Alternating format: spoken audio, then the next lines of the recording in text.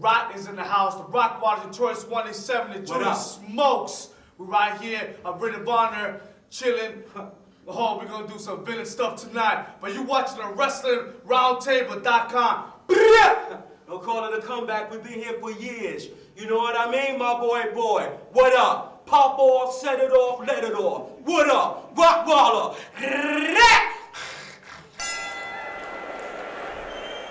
Welcome back to the Wrestling Roundtable. Joining us once again is Jay Aletto and Will Vafidis, but also to my left, which is your right, Tim Conley joining us on the panel, fan of 13 years, and fan being the key word, because all these questions are submitted by you, the fans. And first up is Justin from Eagle, Wisconsin, who has 2 questions. I'm feeling generous, but we'll get to your second question in the second half. The first half is, what would happen to wrestling if WWE disappeared? Poof! Wrestling would survive. Wrestling as a whole has been around for over 100 years. If there's TV, there will be wrestling. So if WWE just went away, it would survive. And there's a lot of independent companies out there that could always get a buyer or some kind of financial buyer in the background and could build up something. So there's always going to be something there, without a doubt. Fans will always be looking for wrestling, so I think they'll turn to the smaller brands and make the smaller brands a superpower as WWE is. Well, who's to say it would be a superpower? Maybe they would just stay where they are, like TNA and ROH's levels now, and that might be okay. I personally don't think that a fucking thing would happen. WWE disappears, even if they turned themselves into just a video library company. They've got enough to survive on that, and people will buy that. I don't think WWE fans would exactly turn something else like TNA into their version of WrestleMania every year. Necessarily, it could happen. I just think that fans would just stick with what they've been watching. But what I think is if WWE does go down, you have all those names that have to survive and have to go somewhere. So I think people that follow those names will follow the brand that they go to. Mm-hmm. They still have to feed their families, so they will go somewhere else and wrestle somewhere else. Jamal from San Jose, California. Asks, what is the best pay-per-view theme song? A couple months ago, building up to Jeff Hardy versus Edge ladder match. I'm not going down or something like that, and it was. Someone's going down between those two. Yeah, someone's going down. Superstar for WrestleMania 18. The Superstar theme is really big, because guess who came back at 18? It was The Rock. It was The Rock and Hogan. Mm-hmm. You got Stone Cold, and you got Scott Hall, and you got Jericho and Triple H headlining. So the theme Superstar made it what that whole show is about, being the superstars of wrestling were all on that one show, because guess what? There's no other company anymore.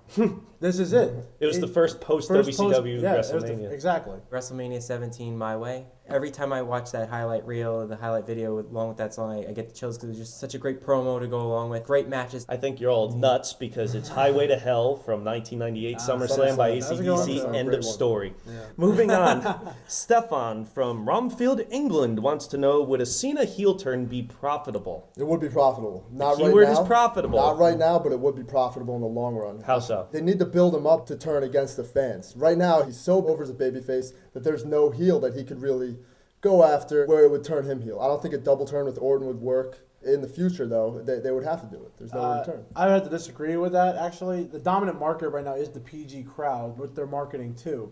It would appeal us as wrestling fans because, obviously, Cena is not well-liked because his character is, stale and it's the same thing over. But the T-shirts and everything, they're making money off Cena. He's doing movies. He's doing appearances. For all these organizations out there, it's like the number one guy to see him with. If they made him heel, that would ruin all of that, and that would ruin a lot of publicity, I think. I think keeping Cena the way it is right now is perfect until the kids themselves turn on him and grow up. It's going to take a while for them to come around to it and for them to actually profit from it because he is such a face. Well, here's the thing about Cena. He is a big moneymaker, probably second only to Jeff Hardy in this past year, and it's the women and kids who are buying into his stuff. So they already like him.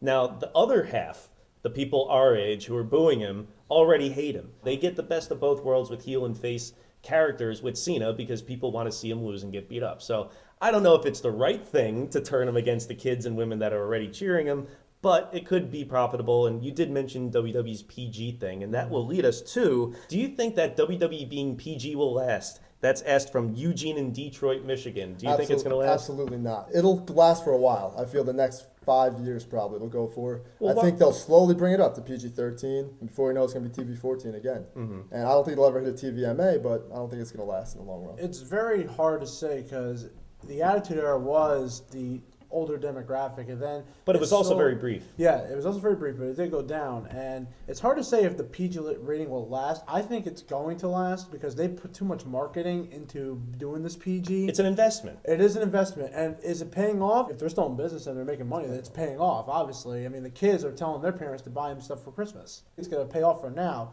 When these kids again get older, it will probably change because there's going to be a certain crowd that says, I'm not into wrestling. I'm not into it. So As they get older, so will the rating of the show. So if you have a kid that's maybe 7 or 8 years old that's a huge fan, maybe by the time he's 13, 14, 15, they'll get into like the more mature things and more adult ratings. Well, what happened with people our age was we started watching when it was PG, more or less, with the Hogan era. A lot of us tuned out and came back when we were teenagers for the Attitude Era. Some of us maybe have never stopped, but they also seem to have forgotten about us. So who's to say that the kids growing up to be WWE fans won't get forgotten like the previous generation to us probably did too? Well, anyway. Would firing the writers save WWE's creative problems? Asked by Tim in Brisbane, Australia, who's getting Hulk Hogan's tour. No, it's not going to save WWE's creative problems. They have problems well past the writers. They also forget that even though they do have these Hollywood writers and everything, everyone answers to one guy.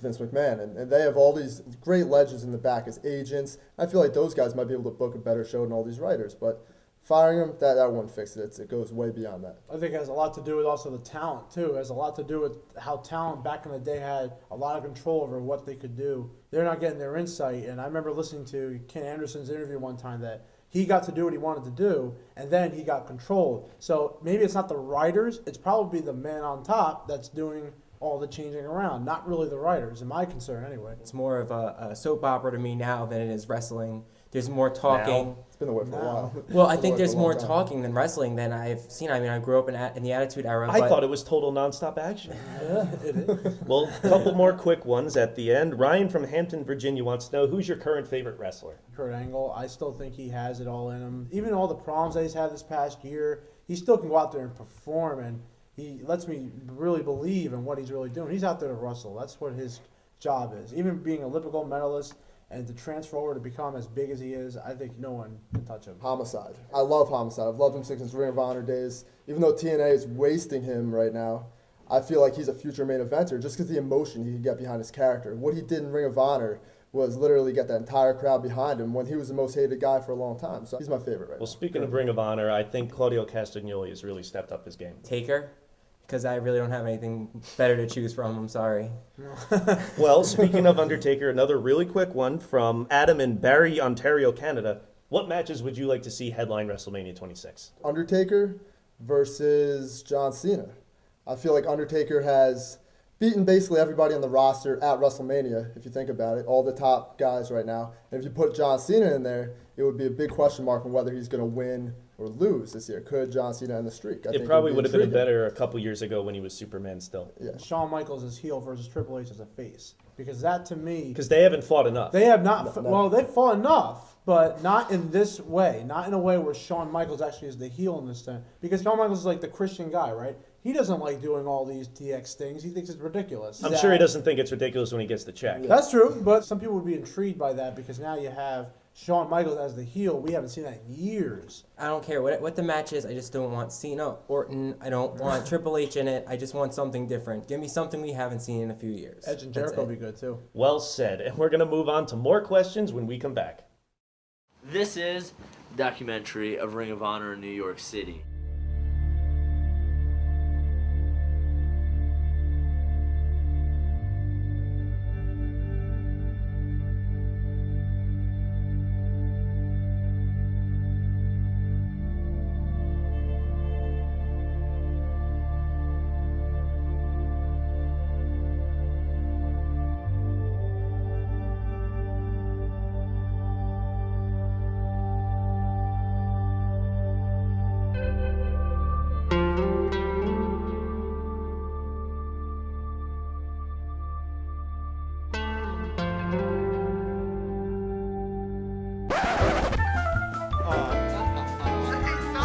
Churn that butter, churn that butter. Europeans like a good coffee. We're real real rebels on the road here. Watch. How do we get to the show? And how do we train? What do we eat? I don't give a crap about Barbara Streisand. I beat John Cena. He's never eaten an apple before in his life.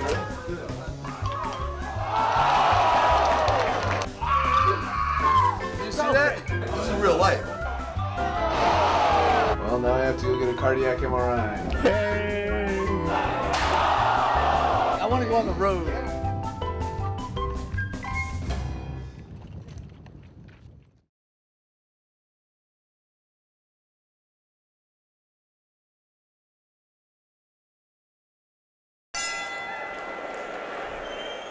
Welcome back to the Wrestling Roundtable, submission round number 3. The Q&A is continuing with Rodney LeConte, Chris Harris, and Lawrence Haber. And once again, Justin from Eagle, Wisconsin wants to know, what song or bands do you want to see perform at a wrestling show? I want to see Paul Simon come into the ECW arena with his entire Graceland-era band to perform You Can Call Me Al as Sugarfoot walks the aisle. Stevie Wonder do America the Beautiful at WrestleMania 30. I'd like to see Metallica do Ecstasy of Gold. All right, you took my answer, Metallica. There we go. Next up is Pat from Elk Grove Village, Illinois. He wants to ask, is the lack of true territories hurting wrestling of today? No, you had a traveling champ back there, and anyway, now the guy just travels with the company. There's really nothing that different now. Not territories, but more than one company certainly hurts wrestling today. I think so. I think with the lack of territories, everyone's pretty much getting brought up the same. Everyone wants to be Raw. I think it's really hurting character development as well. In the independents, at least, you have Ring of Honor, you have Pro Wrestling Guerrilla. They kind of use the same guys, but isn't that a territory now? Not really, because they're all working their way up to be in WWE. Everyone wants to be there.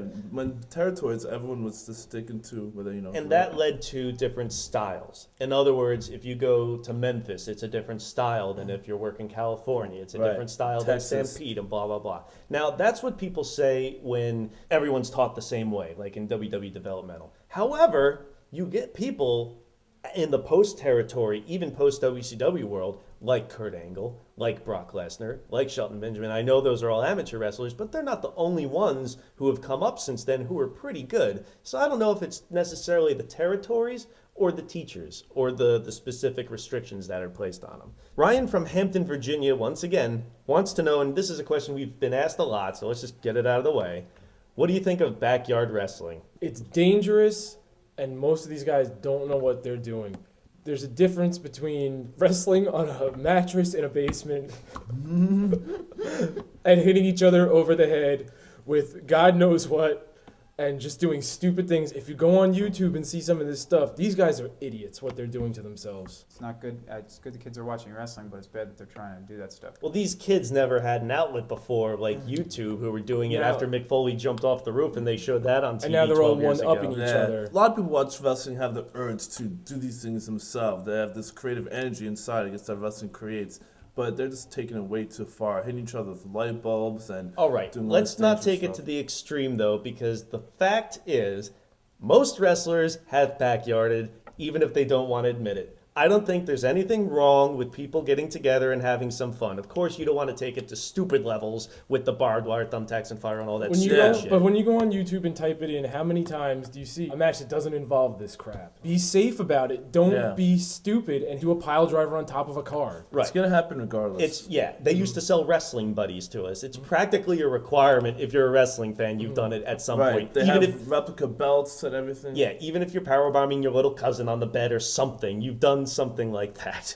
CB from Alabama wants to ask, is a heel getting cheered proof that the heel is not doing his job as a heel? Everybody's not doing their job. Creative, the people on top, the agents. What are you going to do with a heel that's getting cheered? Why is he getting cheered? The fans are obviously not interested in your face then. So there's something completely wrong with the situation. You need to figure it out. I don't know, the NWO, Ric Flair, they all got cheered and made plenty of money and had long runs. As long as they're getting a reaction, it's more important than what type of reaction it is. Right, to not even mention the more modern ones like Austin and The Rock.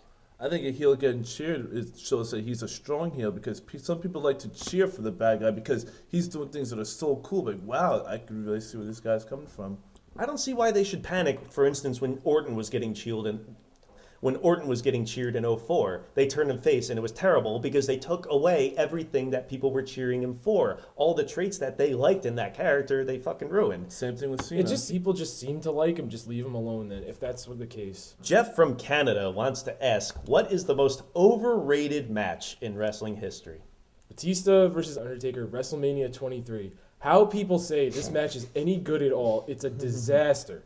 No, they liked it because it wasn't a disaster.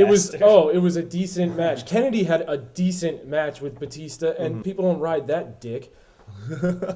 I hate to say it, the Iron Man match from WrestleMania 12. The psychology of the match is for the context of that match. You hate to say it, but a lot of people love to. Austin Undertaker from SummerSlam '98. I just thought it had a flat finish with the build-up. It was just too stale of a match with everything that was going on. That sounds more like underwhelming than overrated. So let's get to my answer, which, as you can all probably guess if you know me, Angle versus Rock versus Undertaker from Vengeance 2002. I really don't understand why that match makes DVD compilations, why people say it's so good. It looked like a goddamn video game match where you're in a special and you hit the button to do the other guy's finisher. Rock chokeslamming Undertaker. Get the hell out of here.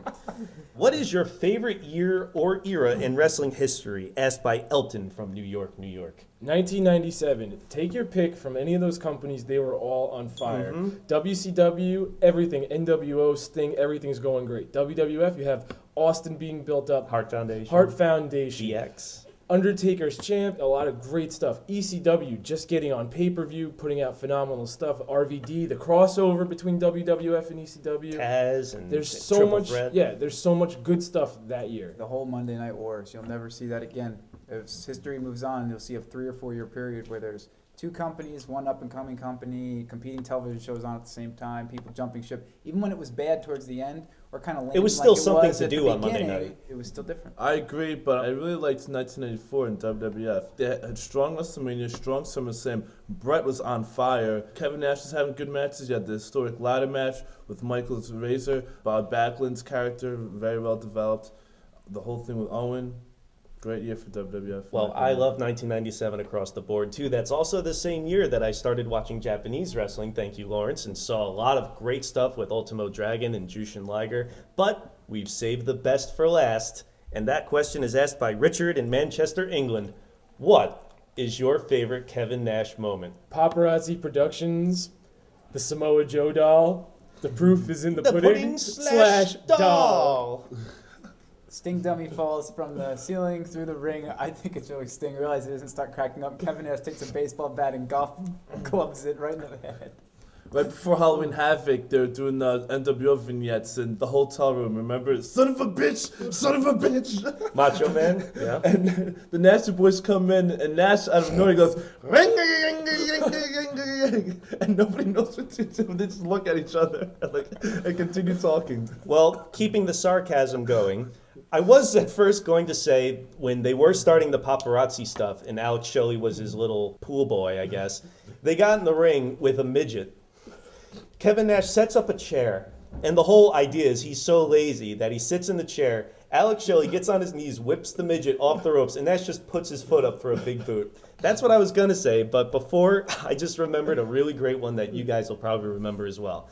When he was the giant Hogan babyface in '95, you remember those vignettes they would do like around the baseball strike, like, we never go on strike, that sort of garbage? Do you remember the one where it was Kevin Nash as Diesel going up the elevator with the glasses and the briefcase that looked like a machine gun sort of thing, and when he gets up, Diesel! And it's no, he's got autographs in his case.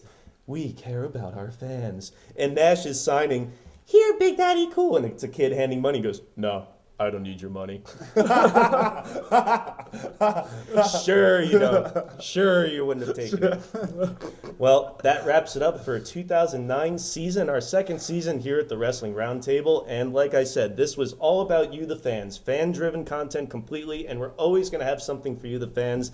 And that's a message right now, because at this time last year, when we ended up our first season, it was kind of up in the air. We had just gotten flagged a couple months before by WWE for a video we had done, but we didn't really know how this was going to be resolved. What are we going to do on the next year if we're going to even be able to legally be around? We are not going away anytime soon, and we are here to stay. And there's a good reason for that. Going back to why we got flagged last year, it was for a video we did where I had the nerve, the gall, to imply that Jeff Hardy was doing drugs.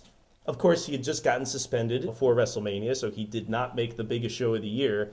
And as we see, they dodged a bullet a few months ago when Jeff Hardy's deal came up, and a couple weeks later, he's busted with this huge assortment, this horde of drugs in North Carolina. So that really made me start thinking, because every once in a while we like to remind people that there's more to life than wrestling. There's a world beyond this bubble. That's our hobby. That's something we enjoy, but there is more to life. And one of the things I did was when George Carlin died last year, I mentioned on the show that he was a real influence and inspiration in my life. And someone else who died, unfortunately, this year was like that for me too, and that's Michael Jackson. Michael Jackson made me start thinking about Jeff Hardy, actually, because, now follow me on this one, there are some parallels between what happened with Jeff Hardy and Michael Jackson this year. One's a skinny makeup wearing drug addict freak, and the other's Michael Jackson. But for real, Michael Jackson did mean a lot to me, and he was an inspiration to people around the world, and he had a very positive message. I don't feel that way about Jeff Hardy, but I know a lot of people do. And part of the reason that we do this show is to send a message. And one of the messages I'd like to send now is, if you're one of those fans, because we know he's tremendously popular, I don't understand it, but people genuinely do like him.